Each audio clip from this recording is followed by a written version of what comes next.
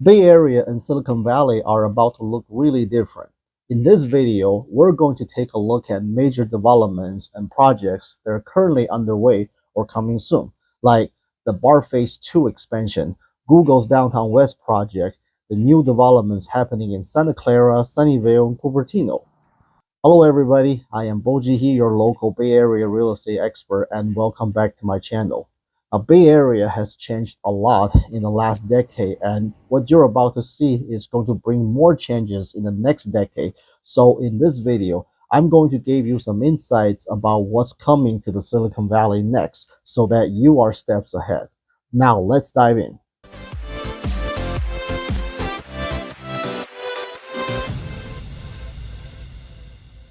Let's start with the BART Silicon Valley Phase 2 expansion. Right now, BART ends at Berryessa, North San Jose, and if you live or work in downtown San Jose, Santa Clara, or other Silicon Valley tech hub, that's not where you need to end. That's why the BART Silicon Valley Phase 2 matters so much. This project extends the BART 6 miles south, mostly underground, with new stations in downtown San Jose and at Diridon near the SAP Center.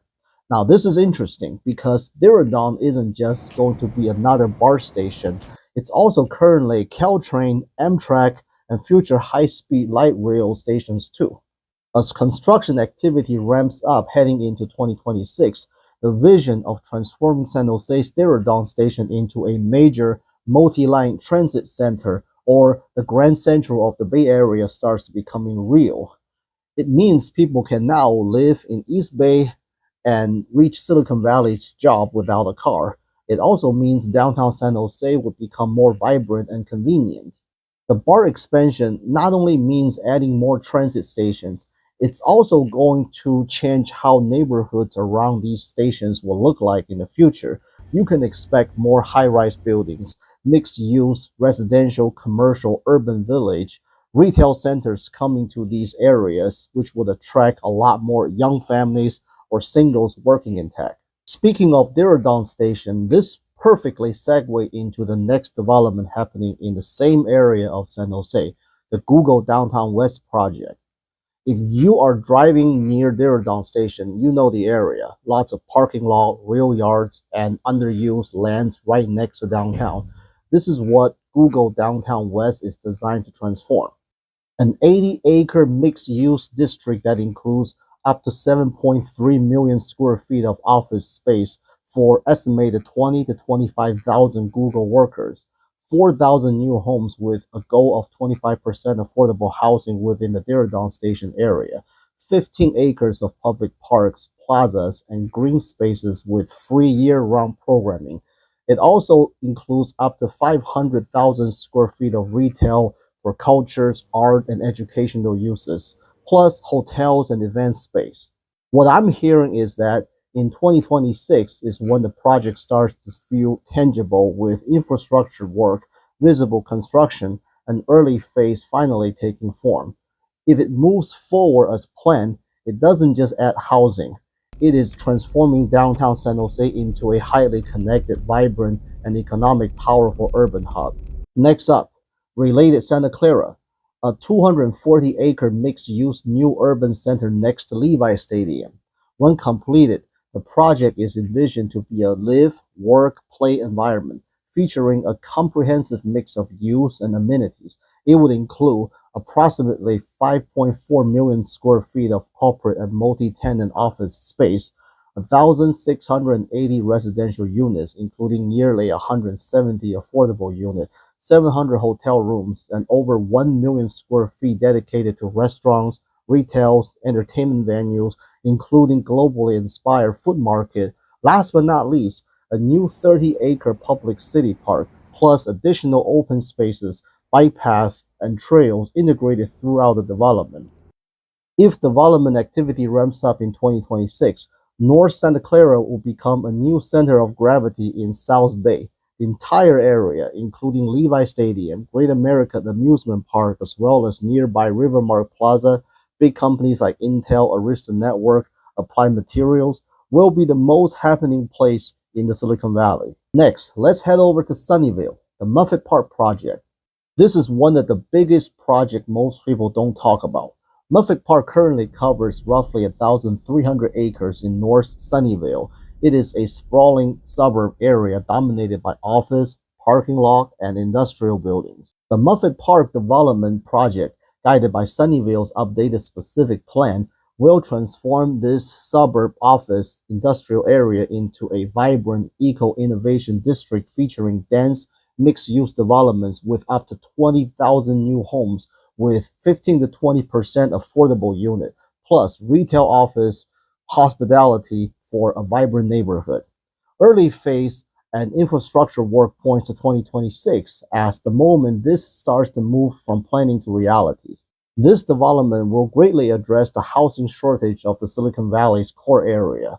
Moreover, with the continuing development of nearby Sunnyvale downtown, the entire North Sunnyvale could transform into a bigger super urban community with multiple downtowns in the future, making it ideal for younger family, first-time homebuyers to work, live, and commute.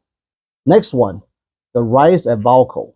If you remember Valco Mall in Cupertino, you also remember how long it sat empty. Valco Mall was one of the major shopping centers in the Silicon Valley alongside Valley Fair and the Great Mall.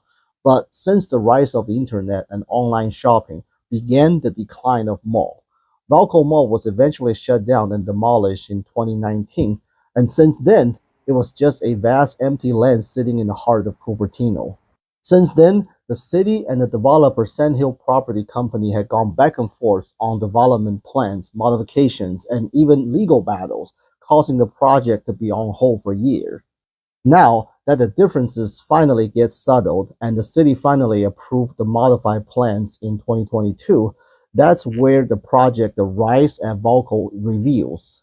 The Rise is going to be a mixed-use neighborhood that will serve as a new town center for Cupertino, including over 2,600 new housing units, approximately one-third of which will be designated as affordable housing, nearly 2 million square feet of office space, and over 200,000 square feet of retail, dining, and entertainment areas, more than 7 acres of public park and gathering space, including trails and recreational lawns. Cupertino is a small town, home to Apple and one of the most expensive real estate market in California with a long history of housing shortage. If early construction activity shows up in 2026 at a rise, this represents a significant physical and demographic transformation for Cupertino, with the potential to revitalize a long dormant site and provide much needed housing and a community center for the city. If you look at these up and coming new developments that I mentioned, you'll see that a lot of them have been planned for years yet stay stuck. Look at the BART expansion, the Google Village, and the Cupertino's Valco Mall developments. They have all been on locals' radar a long time ago, but only now they're all suddenly moving forward at the same time. Why is that? Well, there are a few big reasons.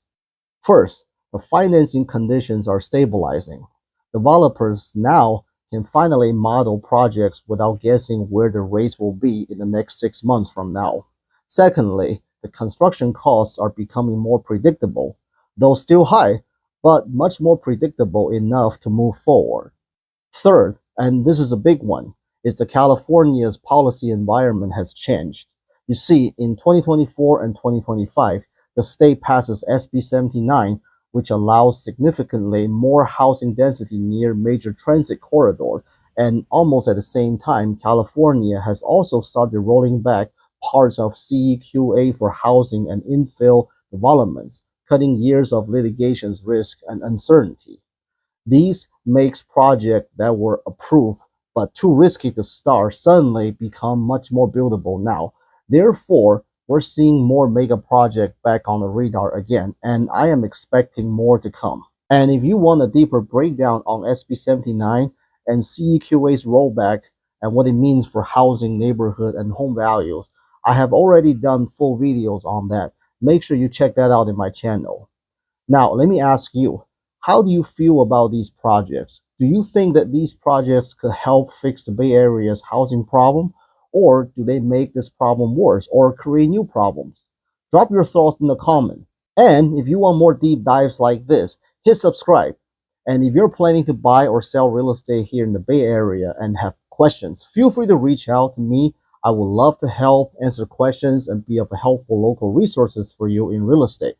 All right, that's it for now. Thank you for tuning in, and I'll see you on the next one.